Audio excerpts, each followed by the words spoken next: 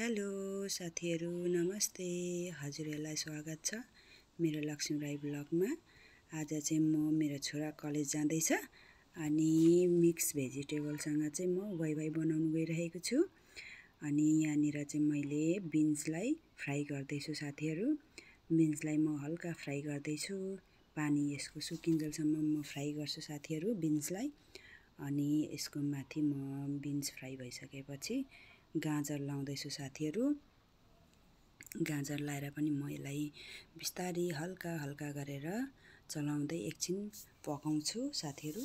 अनि यो गाजर पनि पानी अलिकति सुकेपछि फेरि म अघि यहाँनिर वाइवाई पनि मैले रेडी गरिसकेको छु, उमालिओरी साथीहरू। वाइवाई रेडी छ मेरो यहाँनिर।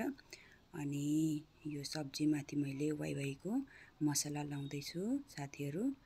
अनि मसला लगाएर मजाले यसलाई बिस्तारै चलाउँछु साथीहरू। मैले यो गाजरलाई चाहिँ ग्रेट गरेको छु, त्यही भएर नढुट्योस् भनेर म हल्का चलाउँदै मसला लाउँदैछु साथीहरू यसलाई।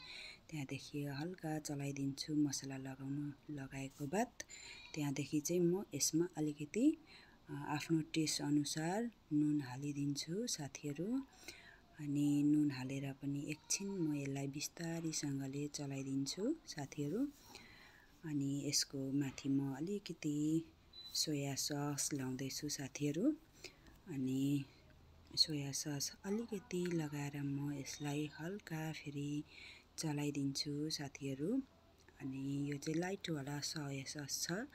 अनि यसलाई हल्का चलाइदिएर म यसको माथि चाहिँ अघि उमालेर राखेको वाइवाई लगाइदिन्छु साथीहरू। अनि वाइवाई लगाइसकेपछि म यसलाई हल्कासँगले बिस्तारै चलाउँदै मिक्स गर्दै पकाउँछु साथीहरू। सानो लो फ्लेममा चलाउँछु साथीहरू।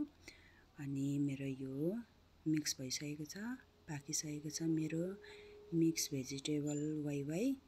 अनि म यसलाई प्लेटमा सर्भ गर्दैछु साथीहरू। हेर्नुहोस् त मेरो रेडी भइसकेको छ मिक्स भेजिटेबल वाइवाई। अनि आजको मेरो छोराको कलेजको नास्ता रेडी भइसकेको छ है साथीहरू।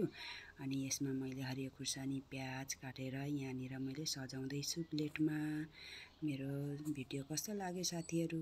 मेरो भिडियो राम्रो लाग्यो भने लाइक अनि सब्सक्राइब गरिदिनुहोस् होला साथीहरू। बाई बाई, नमस्ते साथीहरू। आजलाई यति नै, बाई बाई।